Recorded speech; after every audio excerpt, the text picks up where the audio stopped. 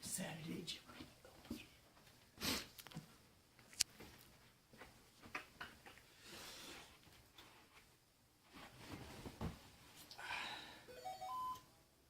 Today we have U.S. history trivia.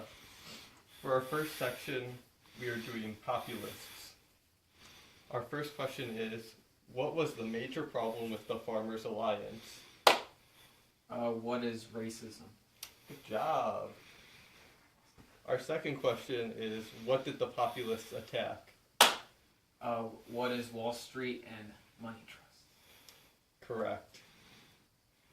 The third question is, who was the populist presidential candidate and by how many votes did he pull? No one?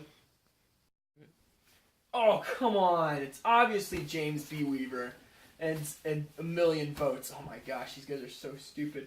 It's like, even like the races, like it's not, oh my goodness, it's the tenant farmers, and what happened was the populists were people who wanted like farmers to be just better. So they didn't even like explain that. And then also the farming league, it was like they were also racist, but also like they didn't have a lot of like tenant farmers supporting them, and also they were like no, I mean I guess he's kind of right, but that's ridiculous. I can't believe you didn't know that. Our first section is Republicans stand on Patism. For 100 points, what grew more powerful because of McKinley's conservative nature? What are farmers? Incorrect. Anyone else would like to buzz in? What are businesses and trusts? Correct. For 200 points, how many amendments were tacked onto the new tariff bill of 1897 and why? What is 850 and what in higher tariffs to protect local businesses? Correct. For 300 points, what caused modern inflation? What is the Bessemer process? Incorrect. We're going to take a short break. I don't even know I watched the show. It's the Bessemer process? That was with steel. Like, what are you thinking? They didn't even mention anything about McKinley's sealing the deal on his inauguration and election. Like, this is ridiculous. And it was obviously there's more gold found in the world, so the price of gold went down because there's more of the substance. It just naturally evened out because of that. My goodness, these guys just don't even know anything. Our third section is Coxey's Army and the Pullman Strike. For 100 points, what was Coxey and his army demands? What is they wanted public works programs to relieve unemployment? That is correct.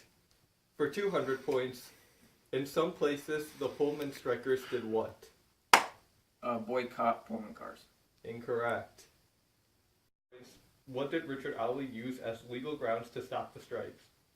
What are strikes that were interfering with U.S. mail? That is correct. That was my grandpa! Don't want to play anywhere. Thank you, contestant Cole. That was awesome!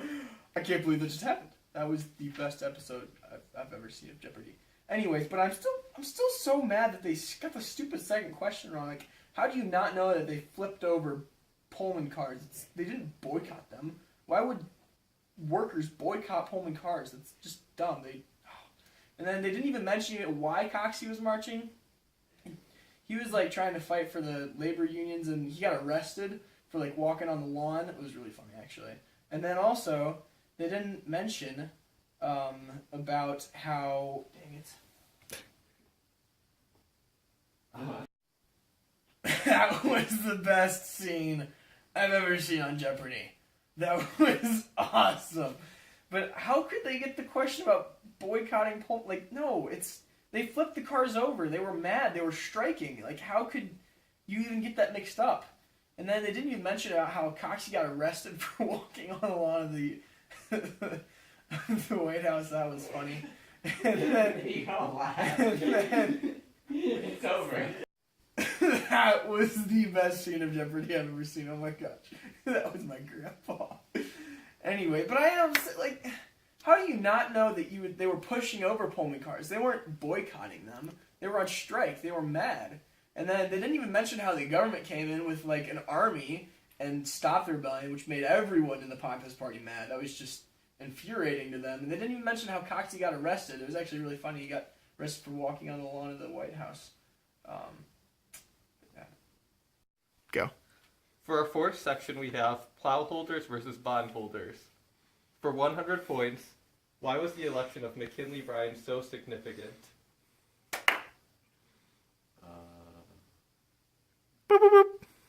Incorrect. What is showed that cities were growing and that the agrarian way of life was diminishing? That is correct. For 200 points, what was the main issue Bryan fought for and farmers advocated? What is free silver? That is correct. For 300 points, what was the main reason that Bryan lost? Anyone want to buzz in? We'll take a short break. Oh, these guys are just amazes me how they know so much and know so little. It's like so stupid. Like, how do you not get this because of inflation and the factory workers are upset because if you free coin silver, then they're going to be the ones who get just destroyed by that. Can't believe it. They didn't even talk about how the election went. Like, McKinley just destroyed Bryan in the vote. The popular election was a little bit closer, but like it was 7 million to like 6.5 or something like that. It's like not even close numbers. They didn't talk about how they brought in the new fourth party system with this new age. It's like, how did these guys not even know this information? For our fifth and final section, we have gold McKinley and silver Bryan. For 100 points, what was Mark Hanna's belief of the prime function of government? What is to aid business? That is correct. For 200 points, what are some characteristics of William Jennings Bryan in 1896? No one? For 300 points, why did William Jennings gain the presidential nomination of the Democratic Party? What is the support of farmers in the ultimate coinage of silver? That is correct. Our winner is Riaz Hassan! Oh, that was ridiculous. They didn't even answer who Jennings was. He was this like great orator. He was like the youngest guy. He was like 36, and he was already like the super skilled politician. And they didn't even mention anything about his Cross of Gold speech or how the farmers really, really supported him. They loved him. They didn't mention anything about how McKinley and Hanna basically just bought the election because they just put so much money into it. Didn't mention how much of a genius Hanna was at just being a promoter and a campaign manager. I would have won this game for sure. I don't know why I'm not applying for Jeopardy.